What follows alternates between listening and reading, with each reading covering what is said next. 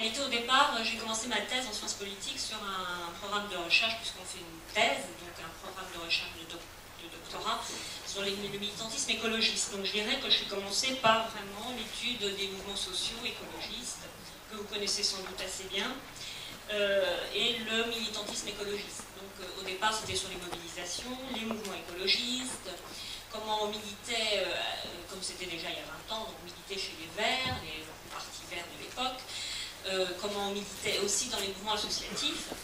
Puis au fur et à mesure, je me suis intéressée, alors aussi au cours de mes recherches, au mouvement international, c'est-à-dire le plus possible ce qu'on appelle les mobilisations transnationales, c'est-à-dire le fait qu'il y a des ONG et que le poids des ONG dans les questions d'environnement est très fort.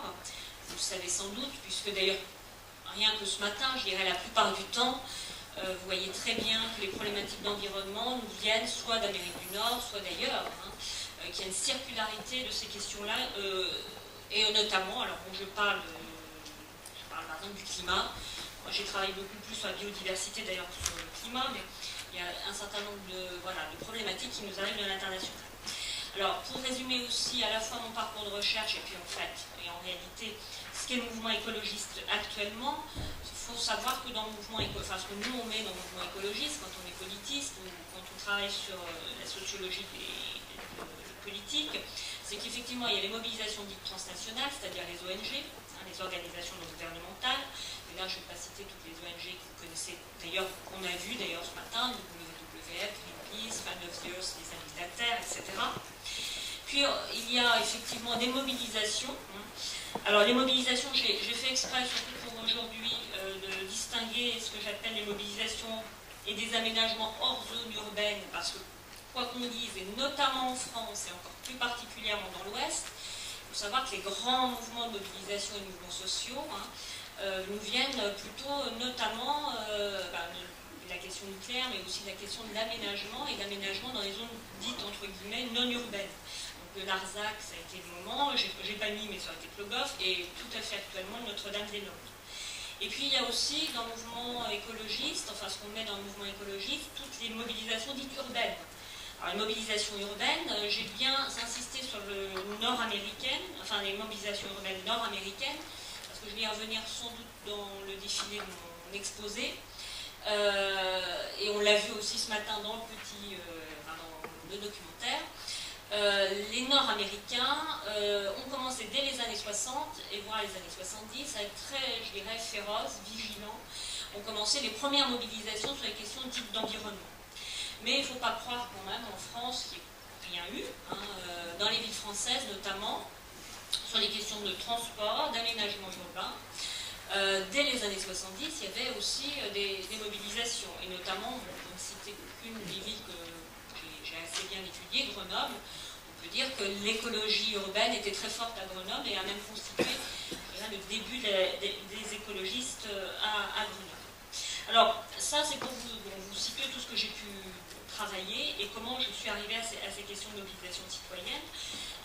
J'appelle ça mobilisation citoyenne un petit peu aussi par rapport à la thématique du jour, mais aussi parce que souvent, les personnes que je vais rencontrer, puisque je fais des entretiens, je vais voir les gens qui se mobilisent, se posent en citoyen, disent que leur engagement est citoyen. Et ce qui m'intéresse actuellement, parce que je pense aussi que c'est nouveau, surtout depuis une dizaine d'années, on l'a dit d'une certaine manière à différents moments de la journée, c'est que les gens, on pourrait dire, les individus, les citoyens sont de plus en plus inquiets par leur, à la fois l'aménagement urbain, mais dans l'aménagement urbain on y met tout, c'est-à-dire le fait qu'on soit près d'une antenne de relais télémobile, qu'on soit proche de déchetterie, que l'on soit près ou qu'on risque d'avoir une autoroute ou à proximité. Donc l'aménagement urbain est source de mobilisation. Et aussi ce qui m'intéresse personnellement en tant que chercheur, mais je pense aussi que ça motive la plupart des mobilisations, c'est qu'il y a aussi un rapport nouveau à l'espace qu'on appelle l'espace privé, c'est-à-dire son jardin, son habitat, son environnement de proximité. Alors, pour vous dire aussi, c'est que je ne suis pas toute seule aujourd'hui, c'est moi qui ai répondu à l'invitation, je dirais, mais je ne suis pas tout seul. On est un certain nombre à travailler sur ces questions-là, en sciences politiques et sociologie surtout. Alors bon, je suis membre du réseau développement durable des territoires. Alors j'ai mis Rennes, mais en fait c'est Rennes et Lille, c'est surtout Lille au départ. Il faut savoir qu'à Rennes, actuellement je parle de l'université de Rennes, et cette fois-ci à la fois Rennes 1, Rennes 2, à Gros Campus, se constitue un groupe de sociologues de l'environnement. Par ailleurs, au niveau de la Maison des sciences de l'homme de Bretagne, qui est ce qu'on appelle entre nous, je dirais entre nous les universitaires, la MSHB, s'est constitué un pôle santé-environnement autour de Marcel Calvez et Janine Pommier. Marcel Calvez qui est sociologue à Rennes 2 et Janine Pommier qui est à l'école de la santé de Rennes. Donc ça c'est important aussi parce que ça veut dire aussi que là se jouent les deux modalités. Et d'une certaine manière, au sein même de mon UMR, c'est-à-dire mon centre de recherche, eh bien, on essaie de construire un travail autour de la sociologie politique de l'environnement. Et ce qui fait qu'on est déjà en réseau avec des chercheurs, moi surtout au niveau européen, avec des Britanniques, sur lesquels les questions de mobilisation, j'entendais parler par exemple de l'agriculture en milieu urbain, sont aussi des thématiques qui émergent aussi au-delà, je dirais, de l'exemple français. Alors, là, cet après-midi, et de manière très très rapide, je vais vous présenter les deux programmes de recherche qui sont en cours, en sachant que je répète un petit peu mes sponsors, comme on dit. Enfin, les sponsors, ça ne veut pas dire obligatoirement, et heureusement d'ailleurs pour nous, comme on dit, la plume est libre, c'est-à-dire qu'on va faire nos recherches soi-même, mais il n'empêche que, et c'est quand même un problème, on peut en discuter, pour faire de la recherche, il faut de l'argent, et on en a parlé ce matin déjà aussi, avec l'étude du CRIGEN, par exemple. Et donc, il faut des subventions, il faut des soutiens financiers, et donc on répond à des appels d'offres. Donc, l'un de l'ANSES sur les plaintes environnementales, et je vous en parlerai beaucoup plus d'ailleurs aujourd'hui, c'est-à-dire toutes les plaintes autour des questions de téléphonie mobile, et puis une autre qui est en cours et qui est soutenue par l'ADEME sur les politiques d'air intérieur. Alors, dans les deux cas, et ça c'est pour le coup, je vais quand même vous présenter un tout petit peu de ce qu'est notre travail, c'est-à-dire notre travail c'est d'essayer d'expliquer, de définir quels sont ces groupes, ces mobilisations citoyennes, c'est qui. Alors souvent le terme, et y compris qui est utilisé par nous politistes, et ça pose problème, c'est le terme de NIMBY. Souvent, les personnes qui, en gros, ils veulent pas d'un aménagement de proximité, on les nomme not in my backyard, en anglais, d'ailleurs ça nous vient de l'anglais, c'est-à-dire ne pas mettre dans notre jardin. Et c'est aussi une manière, bien souvent, qui a été utilisée autant par les sciences politiques d'ailleurs que par les aménageurs et que par les représentants parfois des représentants politiques, on peut dire, pour souvent délégitimer d'ailleurs la parole citoyenne. C'est-à-dire on dit que il y aurait en gros un bon mouvement, le bon mouvement environnemental qui parlerait de manière universelle, et puis il y aurait ceux qui en gros sont juste là pour dire qu'ils ne veulent pas de ça dans leur jardin, qu'ils ne veulent pas ça très bien. Alors bon, je ne vais pas trop m'appesantir là-dessus, mais ce qu'il faut dire, et là je m'inspire de ce que j'ai pu faire, parce que j'avais fait un article là-dessus, qui est d'ailleurs cité là, c'est qu'en fait, on ne peut plus trop raisonner comme ça, on ne peut plus dire que ce sont des NIMBY, autrement à ce moment-là, il n'y aurait que des NIMBY, notamment en France à ce moment. Les mobilisations seraient presque toutes des NIMBY. Tout d'abord parce que c'est aussi un concept qui est né des années 70-80 et que depuis, il y a eu une culture qui s'est diffusée, la culture de la démocratie participative. Il y a eu une injonction à la participation. Donc on a, en gros, ce qui s'est passé, c'est qu'à un moment, on a demandé, et je crois qu'il y a eu quand même une bonne volonté de la plupart du temps, des acteurs associatifs ou même habitants ou riverains de participer aux décisions. Donc ils viennent, ils viennent souvent d'ailleurs dans les réunions, mais qu'ensuite il y a un moment où la concertation soit grippe, soit se ferme, et que bien souvent c'est autour de ça que se pose quand même le problème souvent les problèmes de plainte. Alors, et un autre point aussi, c'est que, comme je le dis d'une autre manière ici, c'est que d'une certaine manière, actuellement, si on raisonne et que c'est des NIMBY et que c'est simplement en gros, des mobilisations non importantes, ou pas assez importantes parce qu'elles sont tous là pour en gros, embêter la décision publique, on oublierait le fait que en ce moment, on est au contraire dans une démultiplication de ces mobilisations. Et on pourrait donc du coup on passera à côté, là c'est plutôt pour le dire, c'est les politistes qui se posent la question là, on passera à côté d'un mode de contestation, un mode de contestation qui se diffuse dans l'ensemble de la population. Alors, en partant de cette interrogation-là aussi, hein, de dire que voilà, on va prendre au sérieux ces questions-là et ne pas dire simplement c'est des NIMBY, que c'est pas important, ou que, en gros, c'est des mobilisations de seconde zone, de seconde main. Nous, les chercheurs qui s'occupent de ces questions-là, notamment avec Marcel Calvez et Véronique Van Tiebock, qui sont donc sociologues à Rennes aussi, on s'est intéressé à voir comment, dans les questions de santé et d'environnement, ces mobilisations citoyennes, comment d'abord elles naissent. Alors, déjà, elles naissent souvent, alors j'ai donné, d'ailleurs c'est un petit peu mal foutu mon truc, parce que c'est deux cas de figure, et en fait dans deux cas de figure, en dessous c'est pas des petits tirets, j'aurais dû mettre des points. Donc il y a d'abord le premier cas de figure, c'est des donneurs d'alerte, et quoi qu'on dise, d'ailleurs vous en êtes, je pense, conscient, surtout puisqu'il y a quand même beaucoup de militants de la MCE ou autour de la MCE, que les alertes associatives sont quand même très souvent le déclencheur, parce qu'ils sont justement, vous êtes plus en alerte dans le milieu associatif, vous savez qu'il va y avoir tel ou tel projet.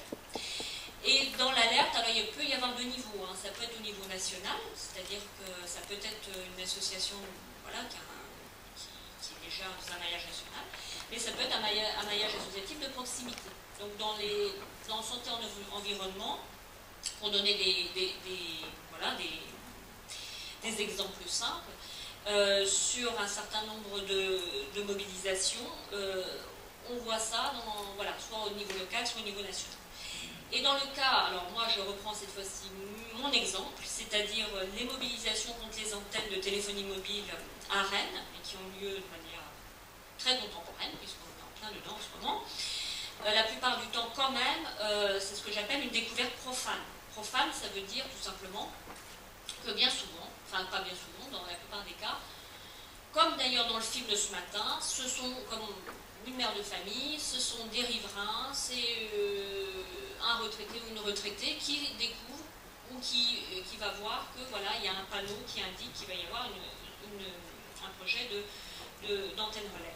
Donc la découverte profane est de plus en plus importante. Et pour moi, du coup, parenthèse, c'est un indice aussi, ça veut dire que actuellement, et sans doute beaucoup plus qu'auparavant, même si, alors, on ne s'en rend pas compte forcément, il y a une diffusion quand même d'une sensibilisation à ces questions, puisque les individus savent reconnaître et s'inquiéter aussi quand ils vont voir quelque chose de nouveau dans leur environnement de proximité.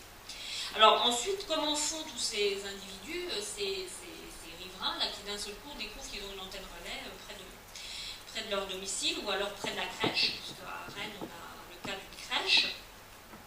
Bien souvent, alors là j'ai ce qu'on appelle un répertoire d'action. Qu'est-ce que c'est un répertoire d'action? C'est tout simplement les formes d'action collectives qui sont utilisées. Et là on trouve évidemment, et à chaque fois je pourrais plus vous évoquer les freins et les problèmes, à chaque fois on retrouve à peu près les invariants. Alors les invariants que j'ai trouvés aussi sur d'autres terrains, mais pas que simplement les terrains rennais. C'est que souvent la réaction c'est essayer de s'informer. Donc s'informer et de construire sa propre opinion sur. Et Internet, on doit dire, c'est quand même un lieu, enfin un espace de diffusion et d'information très important. La plupart des groupes, et même avant que ce soit des groupes, des individus vont sur Internet observer ce qui se passe. Mais très vite aussi, d'ailleurs je ne l'ai pas dit, mais ils interpellent assez souvent, enfin même souvent les élus ou les responsables, ceux qui devraient être alertés. Souvent, ça ne se passe pas bien, c'est-à-dire qu'on ferme la négociation. Et donc, dans ce cas-là, se produit une recherche. Une recherche que vous avez d'ailleurs vue aussi. Alors, c'est très pédagogique le film de ce matin, parce qu'on a tout trouvé, en fait, tout était. C'est-à-dire qu'on va chercher à trouver l'expertise. Alors, ce qu'on appelle l'expertise, c'est-à-dire trouver une parole scientifique, savante, qui puisse donner appui à la mobilisation. Et surtout, avoir contrepoids, parce que souvent le citoyen ou l'individu se retrouve devant une autre parole experte et savante qui dit il ne faut pas s'inquiéter. Donc il ne faut pas s'inquiéter, comment on fait? Quand on on s'inquiète justement, qu'on n'est pas sûr, eh bien on va chercher d'autres paroles, et on est aussi là, pour le coup, un certain nombre de groupes vont aussi chercher de l'information, notamment sur les sites internet et notamment sur les réseaux associatifs déjà existants. Troisième point, l'usage du droit, et ça je vais y revenir, à en reparler. La plupart du temps maintenant, dans les mobilisations, d'ailleurs on en a aussi un peu parlé à plusieurs reprises, le droit et les cours, en gros, les conflits vont se résoudre souvent devant un juge. Donc il y a un usage du droit, et je dirais même s'il y a une si bonne finalement, parce que quand même la jurisprudence en droit de l'environnement est très forte, s'il y a autant d'arrêts, de décisions en droit de l'environnement, c'est bien parce qu'il y a des associations et il y a bien des plaintes. Enfin, je veux dire que c'est là que en fait, ceux qui font vivre le droit, ça vient de là. Et enfin, il y a des alertes médiatiques et d'information, et souvent dans les alertes médiatiques, bien les mises en scène médiatiques. Et ça, pour moi aussi, c'est important et intéressant. Parce que longtemps, j'avais vu, notamment Greenpeace, qui était très connu pour son modèle d'action médiatique. Et actuellement, même à un niveau très local, pour tout dire à Rennes et pour tout dire même dans un espace comme un quartier, les riverains savent maintenant mettre en scène leur colère. Et savent aussi interpeller les médias. Ils ont un savoir-faire, enfin moi j'appelle ça un savoir-faire profane. C'est-à-dire qu'habituellement, quand on parle de politisation, on voit toujours ça à un niveau justement des associations.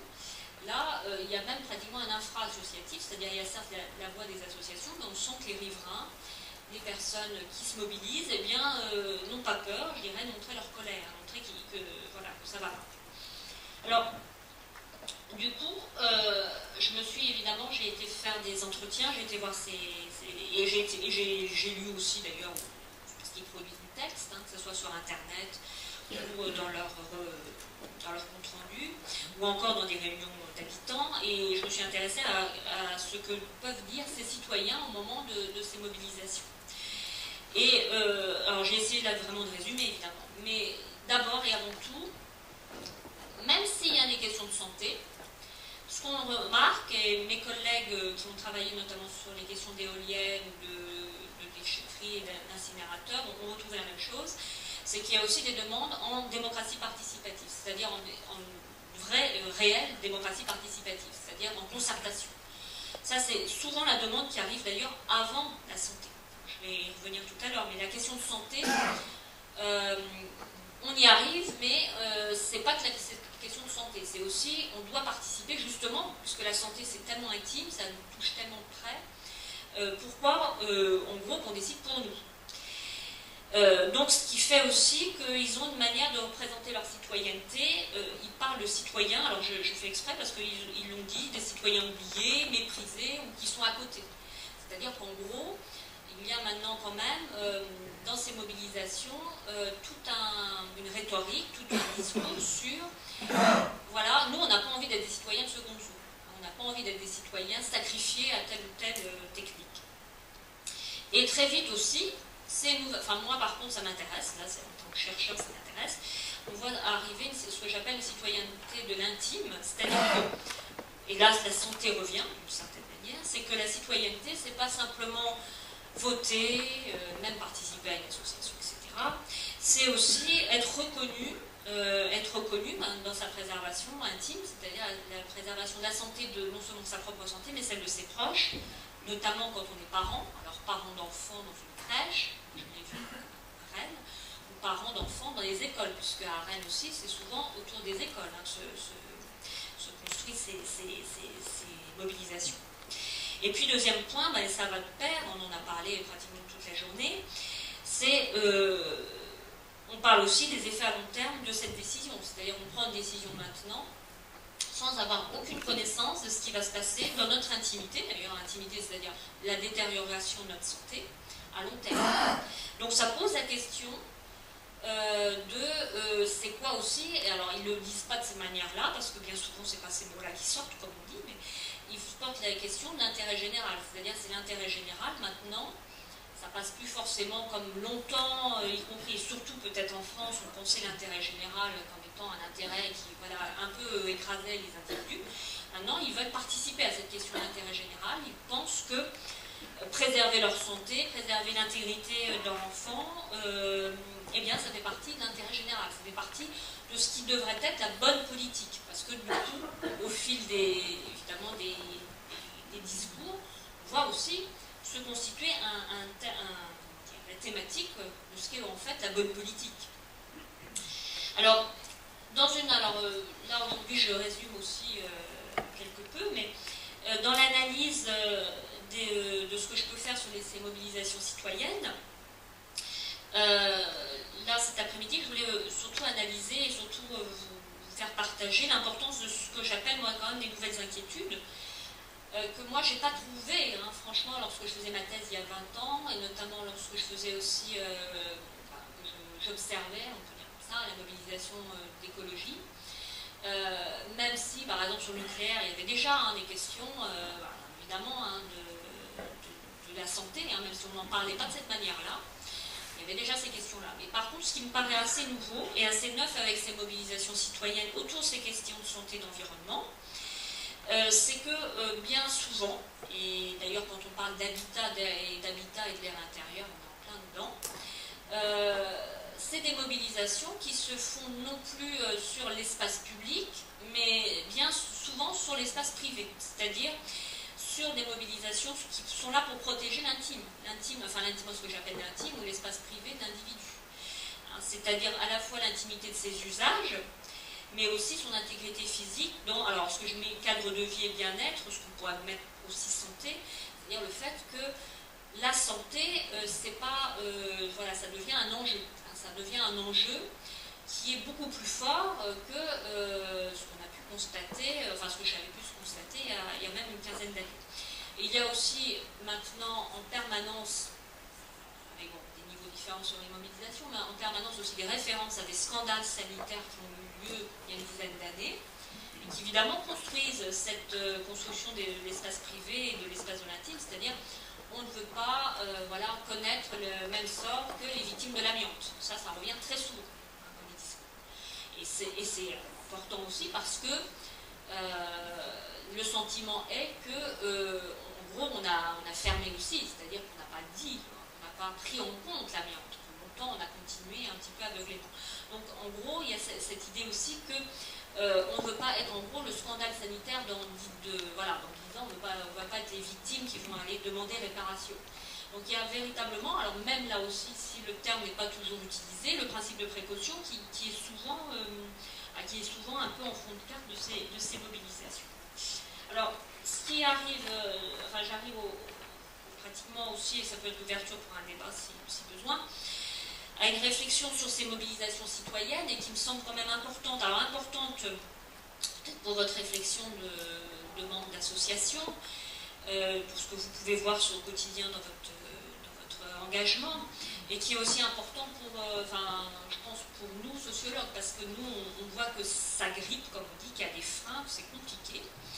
On voit que dans toutes ces mobilisations, ce qui pose problème, enfin problème au sens de ce qui va même parfois freiner, voire même décourager, ou par moments en tout cas, les groupes qui sont mobilisés, c'est d'établir le fameux lien de causalité. Alors on en a parlé vraiment plein de fois ce matin finalement, parce qu'il faut créer, alors et en gros on peut dire ça aussi de manière un peu juridique, c'est aux citoyens justement de montrer et de créer ce lien de causalité. Et en plus de chercher, je dirais, l'expertise qui va dans le sens de son argumentation, etc., en sachant que, je ne l'ai peut-être pas assez dit tout à l'heure, je le répète quand même, là, cette fois, si je ne l'ai pas assez dit, ce sont souvent, un peu comme dans le film qu'on a vu ce matin, des personnes qui s'inquiètent, mais qui n'ont pas forcément une formation scientifique, qui ne sont pas une formation juridique, qui n'ont pas une formation savantes, mais qui ont besoin d'avoir justement des réponses sur leurs inquiétudes et qui se rendent compte que les expertises sont contradictoires, qu'il y a souvent des controverses, que les rapports de l'ANSES sur les ondes d'hier le montrent encore, qu'on parle toujours de risques mais sans vraiment, à la fois il y a des risques avérés, des risques potentiels. Donc qu'est-ce qu'un risque avéré, qu'est-ce qu'un risque potentiel? Donc c'est bien souvent, alors j'ai mis frein ou opportunité, parce que ça peut être une opportunité quelquefois, dans le sens où, et ça arrive quand même, il ne faut pas non plus sous-estimer, certains habitants voient la santé comme une manière, en gros, de contester par exemple l'antenne de téléphonie mobile, alors que la réalité, c'est pas leur problème. Enfin, leur problème majeur, c'était pas la santé, c'était plus parce qu'il y avait une pollution visuelle. Bref, ils avaient leur pavillon qui était juste en face de cette antenne, etc. Donc ça peut être une opportunité dans le sens où la santé appelle un autre argument. Mais bien souvent, en tout cas, moi ce que j'ai pu voir, c'est que c'est un frein. Un frein, c'est-à-dire que, bon, ce qui ne veut pas dire qu'ils se font freiner et qu'ils arrêtent tout, mais c'est compliqué. C'est compliqué parce qu'ils ont la charge de la preuve. Alors, ce que moi je vois, mais pour l'instant je reste aussi assez, notamment sur le deuxième point, enfin regardez ça de plus près, puisqu'on est avec une équipe d'Amiens, on est en train de travailler là-dessus.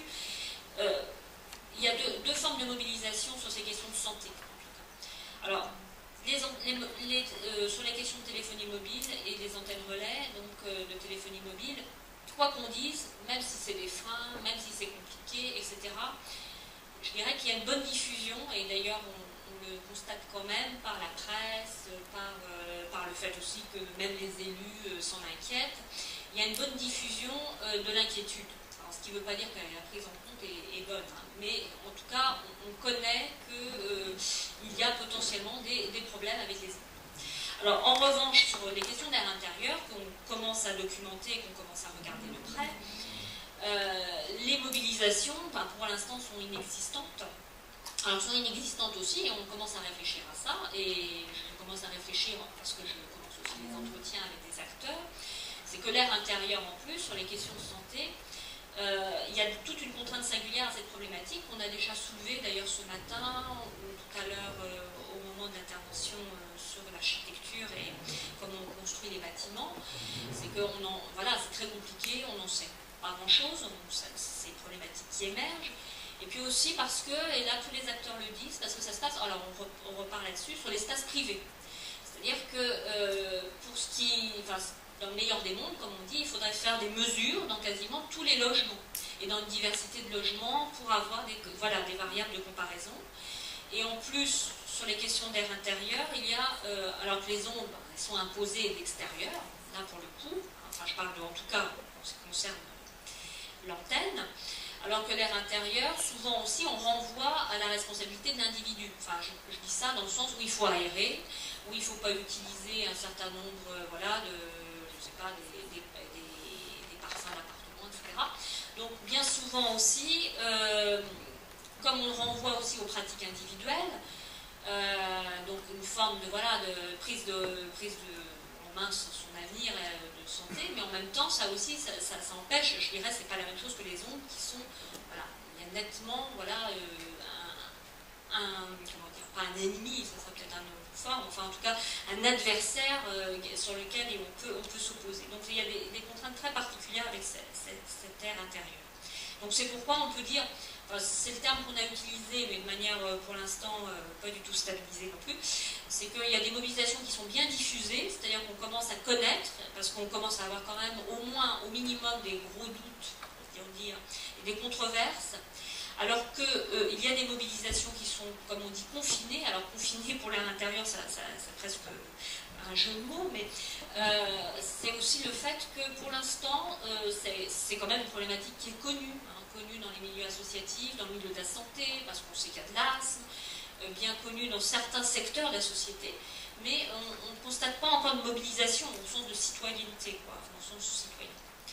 Alors, ce qui ouvre aussi à deux problèmes parce que moi je le vois aussi lorsque voilà, on suit ces mobilisations et qu'on voit les résultats, ou pas les résultats, mais enfin en tout cas le dénouement, c'est que la question du principe de précaution est alors à la fois, je dirais que les mobilisations citoyennes, ils y croient, ils pensent que le principe de précaution, ça peut les protéger, hein, de tout un tas de, notamment voilà, de protéger leur santé, mais qu'en fait, en réalité, c'est très compliqué à appliquer. Alors c'est très compliqué à appliquer pour des raisons déjà de droit, si les juges commencent à l'appliquer, hein, et ils l'appliquent plutôt quand même plus que ce que ça a pu l'être, n'empêche que le principe de précaution, là ça revient à notre lien de causalité, hein, ça revient à tout ce que je viens de dire, c'est-à-dire au fait aussi qu'il faut créer ces preuves et des preuves de droit et des preuves scientifiques. Eh bien c'est assez compliqué à mettre en œuvre. Et notamment encore sur les questions de santé. Alors, tout n'est pas noir, puisqu'on a l'impression, par arrêter de dire que tout va mal. En fait, en réalité, le juge, et là c'est les juristes qui m'ont... J'ai été récemment dans un séminaire avec des juristes, qui viennent quand même de me rappeler, d'ailleurs aussi, en tant que sociologue, j'arrêtais pas de dire que c'était compliqué, viennent de rappeler qu'il y a eu des arrêts récemment, notamment, si je ne dis pas de bêtises, de cours d'appel, où le sentiment d'angoisse a été reconnu. Alors, qu'est-ce que c'était ce sentiment d'angoisse? C'est-à-dire le fait, et le sentiment d'angoisse qui a été reconnu comme, d'ailleurs, participant à la bonne santé d'un individu. C'est-à-dire que c'était le cas, là aussi, d'une antenne de téléphonie mobile qui était installée, et il y avait à proximité donc, des riverains qui s'inquiétaient, et qui s'inquiétaient notamment pour la santé de leur enfant. Et alors qu'il n'y a pas encore de risque avéré. Enfin, il n'y a pas encore eu, on n'a pas vu de tumeur, etc. Il n'y a pas eu de cluster, comme on dit, c'est-à-dire qu'on ne sait pas. On vit tout à fait dans l'hypothétique. Le juge a quand même reconnu, puisqu'il n'y avait pas encore de préjudice, comme on dit, a quand même reconnu que le sentiment d'angoisse dans lequel vivaient ses parents, enfin, ses parents du fait de vivre de près de ces antennes relais, devait être reconnu comme un préjudice. Et devait être non seulement reconnu comme un préjudice, donc je crois qu'ils ont eu réparation assez minime hein, d'un point de vue pécuniaire, mais surtout ils ont obtenu le démantèlement de l'antenne, ce qui était en soi une victoire. Donc ce qui veut dire quand même que la question de santé est de plus en plus articulée aux questions d'environnement et est de plus en plus reconnue quand même par le juge. Alors même si, voilà, je dirais que c'est une jurisprudence qui date d'à peine 6 mois ou 1 an, hein, c'est assez récent. Et le sentiment d'angoisse, ce qui veut dire aussi qu'avec le sentiment d'angoisse, là j'ouvre un autre questionnement, c'est aussi la reconnaissance de tout ce qui est la problématique d'avoir un bon environnement et d'avoir un environnement dans lequel il y a évidemment la préservation de son santé physique, mais aussi sa santé mentale. Donc c'est vraiment pour le coup une nouveauté, et qui fait que les mobilisations citoyennes peuvent, de ce point de vue-là, peut-être avoir un argument de plus, je dirais, dans l'avenir. Alors là, c'était juste pour terminer, c'était pour aussi parler de l'intime et parler d'espace privé, etc. Voilà, c'est typiquement une pancarte qu'on a vue donc à Rennes, quartier de Poterie, au moment de la mobilisation d'il y a à peu près 1 an. Là où il y avait des manifestations et une grosse pression justement. Et là c'était près de jardins, de jardins familiaux, enfin de jardins donc en ville, et c'était on veut jardiner sans se faire griller. Et il y avait d'autres pancartes, je n'ai pas photographié toutes les pancartes, mais toutes les pancartes reliaient bien l'espace privé, et la protection de l'espace privé. Et le fait que on doit se sentir aussi, alors là, ce ne sera pas moi, ce sera peut-être un anthropologue ou un sociologue des mentalités qui pourrait aussi expliquer que actuellement, et l'écologie pourrait peut-être réfléchir à ça aussi, c'est que être écologiste ou être intéressé par les questions d'environnement, souvent s'articule, en tout cas pour les citoyens, à des questions aussi d'espace privé et de protection d'espace privé.